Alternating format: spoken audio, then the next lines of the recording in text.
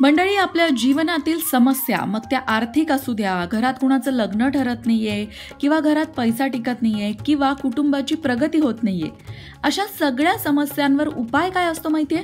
अहो, आपल्या कुळधर्म कुळाचाराचं पालन करणं. कुलधर्म कुळाचाराचं पालन केल्याने घरातले ग्रहदोष, वास्तुदोष अशा सगळ्या प्रकारचे दोष नष्ट होतात आणि घरातल्यांची प्रगती होते, घरातल्यांचं कल्याण होतं.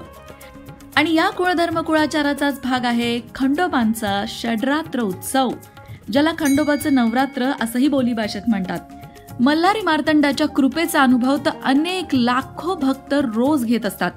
खंडोबाची उपासना करून अनेक मोठमोठ्या समस्या चुटकीसरशी सुटल्या जातात, असा अनुभव भक्तांना येतो.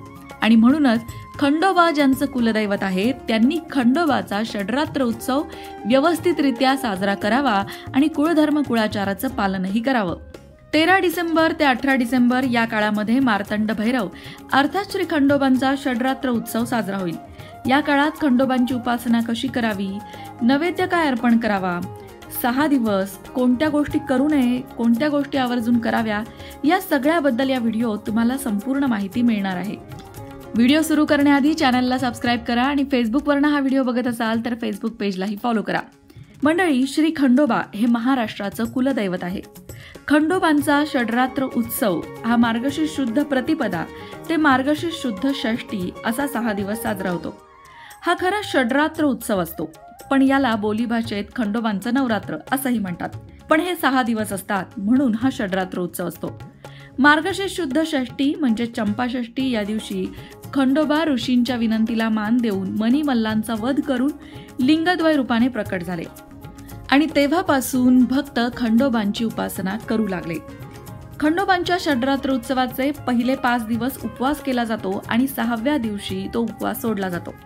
6 दिवस देवापुढे अखंड नंदादीप तेवत ठेवतात. देवाला बेल, दवना, झेंडूची फुलं हे फार प्रिय आहे, म्हणून ती आठवणीने वाहतात. खंडोबांच्या उपासनेत भंडारा फार महत्वाचा आहे. भंडारा म्हणजेच हळदीची पूड. खंडोबांच्या कुलधर्मासाठी आणि चंपाषष्ठी या दिवशी ठोंबरा अर्थात जोंधळे शिजवून त्यात दही आणि मीठ घालतात आणि त्यालाच म्हणतात ठोंबरा. तसंच कणकेचा रोडगा, वांग्याचं भरीत, पातीचा कांदा, लसूण हे पदार्थ नैवेद्यात असतात. देवाला नैवेद्य समर्पण करण्यापूर्वी तळी भरण्याचा विधी असतो.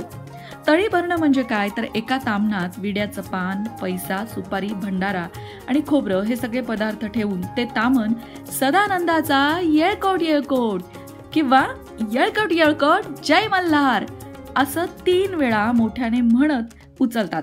नंतर दिवटी आणि बुदली घेऊन आरती करतात. देवाकडे तोंड करून भंडारा आणि खोबरं उधळतात आणि प्रसाद म्हणून ते वाटतात. खंडोबांची 5 महत्वाची प्रतीकं आहेत. लिंग हे स्वयंभू अचल आहे किंवा घडीवही असते. तसंच तांदळा ही शिळा असते जी टोकाखाली निमुळती होत जाते. खंडोबांचा मुखवटा सुद्धा अनेक ठिकाणी असतो. हे कापडी किंवा पिटली असतात. मूर्ती, खंडोबाची मूर्ती सुद्धा काही मंदिरांमध्ये पाहायला मिळते आणि या उभ्या किंवा बैठ्या किंवा घोड्यावर स्वार आहेत अशा धातूच्या किंवा दगडी आढळतात. देवघरांमध्ये कुळधर्म कुळाचारासाठी देवाचे टाक असतात, जे सोन्याच्या पत्र्यावर किंवा चांदीच्या पत्र्यावर बनवलेले असतात. मार्गशीर्ष शुद्ध प्रतिपदा ते शुद्ध षष्ठी 6 दिवसांचा कालावधी ज्यांचं खंडोबा कुलदैवत आहे अशा घरांसाठी महत्वाचं ठरतं. अशा घरांमधील देवघरात घटस्थापना केली जाते. देवघरासमोर धान्याचा अष्टदल काढून त्यावर तांब्याचं ताम्हण ठेवलं जातं.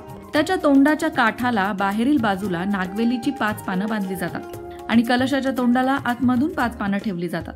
कलश अर्ध्या पाण्याने भरून घटाची पूजा केली जाते आणि घटावर नागवेलीच्या पानांची माळ सोडली जाते. यजमान घटस्थापनेपासून घट उठेपर्यंत उपवास करतात. देवघरात तेलाचा दिवा तेवत असतो. रोज फुलांची माळ घटावर सोडतात. शुद्ध पंचमीस सायंकाळी बाजरीच्या पिठाचे 5 दिवे आणि 2 मुटके पात्रात घेऊन देवास ओवाळतात आणि ते पात्र देवघरासमोर बाजरीची रास करून त्यावर ठेवतात. षष्टीच्या दिवशी देवाची पूजा केली जाते. भरीत भाकरीचा नैवेद्य दाखवला जातो. पुरणपोळीचाही नैवेद्य काही ठिकाणी दाखवला जातो. तसंच कणकीचे उकडून तयार केलेल्या 5 दिव्यांनी आणि 2 मुटक्यांनी देवाला ओवाळलं जातं. मग तळी उचलतात. कोठंबा भरला जातो. कुत्र्याला घास दिला जातो. 6 दिवस सोडलेली माळ उतरवून घट समाप्ती होते आणि देवाला दाखवलेला भरीत रोडग्याचा नैवेद्य प्रसाद म्हणून भक्षण करून यजमान उपवास सोडतात. खंडोबा ही देवता भक्तांची मनोकामना पूर्ण करणारी, नवसाला पावणारी देवता आहे आणि त्यामुळेच नवस बोलणं आणि फेडणं याला फार महत्त्व आहे. खंडोबासाठी काही सौम्य नवस बोलले जातात. त्यापैकी मौल्यवान वस्तू देवाला अर्पण करणं किंवा मंदिराचा जीर्णोद्धार करणं, पायऱ्या बांधणं, ओरी बांधणं किंवा देवावर चौरी ढाळणं म्हणजेच खेटे घालणं किंवा ठराविक दिवशी देवदर्शनाला जाणं, पाण्याच्या कावडी घालणं, उसाच्या किंवा जोंधळ्याच्या ताटांच्या मखरात प्रतिकात्मक देवाची स्थापना करून वाघ्या मुरळीकडून देवाची गाणी म्हणून घेणं याला जागरण गोंधळ असंही म्हणतात. अशा प्रकारचे वेगवेगळे नवस बोलले जातात. देवाची गदा म्हणजेच वारी मागणं, देवाच्या नावाने ठराविक काळात भिक्षा मागणं, तळी भरणं, तळी उचलणं, दहीभाताची पूजा देवास बांधणं असे अनेक प्रकारचे नवस खंडोबासाठी बोलले जातात. मंडळी, तुमचं कुलदैवत जेजुरीचे खंडेराय असतील तर तुम्ही सुद्धा खंडोबाचा षडरात्र उत्सव साजरा करायला हवा. षडरात्र उत्सवामध्ये केले जाणारे हे विधी अवश्य पाळायला हवेत, कारण कुलदैवताच्या सेवेने आपल्या जीवनातील सर्व अडचणी दूर होतात. त्याचबरोबर वर्षातून एकदा खंडोबांच्या दर्शनालाही अवश्य जावं. आपला कुलदेव हा आपल्या कुळाचं रक्षण करत असतो आणि कुळाचं रक्षण म्हणजेच आपल्या संपूर्ण कुटुंबाचं रक्षण. आपल्या कुटुंबावर येणारी दृश्य अदृश्य संकट, आपल्या कुटुंबामध्ये सदस्यांच्या पत्रिकेत असणारे दोष, आपल्या घरामध्ये असणारे दोष, हे सगळे प्रकारचे संकट दूर होण्यासाठी तुम्हाला इतर कुठेही धाव घेण्याची गरज नाही. तुम्ही तुमच्या कुलदैवताची, मग ती कुलदेवी असू द्या, कुलदेव असू द्या, नियमित साधना उपासना करा. तुमच्या कुलदैवताच्या यात्रा किंवा तुमच्या कुलदैवताच्या ज्या विशेष तिथी असतात त्या तिथींना केले जाणारे विधी जाणून घ्या आणि ते करा. त्यामुळे कुलदैवताची विशेष सेवा होते, नियमित सेवा होते. त्यामुळे कुलदैवत आपल्यासाठी जागृत राहून काम करते. मग आपल्याला इकडे तिकडे भटकण्याची गरज पडत नाही. आपला देव आपल्या हाकेला धावून येतो. कुलदैवत संपूर्ण कुळाच्या रक्षणासाठी सतत जागृत राहतं. मग मंडळी, तुम्ही कधी जेजुरीच्या खंडेरायाच्या दर्शनाला गेला आहात का? खंडोबा तुमचं कुलदैवत आहे का? मग तुमच्याकडे कुठल्या प्रथा आहेत, कुठल्या पद्धती आहेत, हे सगळं तुम्ही कमेंट बॉक्समध्ये सांगा.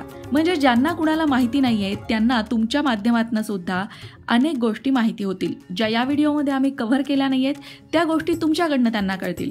तेव्हा कमेंट बॉक्समध्ये तुमच्या प्रतिक्रिया लिहायला विसरू नका. आणि हो, त्याचबरोबर तुम्ही जेजुरीच्या खंडेरायाचे भक्त असाल तर कमेंट बॉक्समध्ये येळकोट येळकोट जय मल्हार लिहायला विसरू नका. मग बोला येळकोट येळकोट जय मल्हार.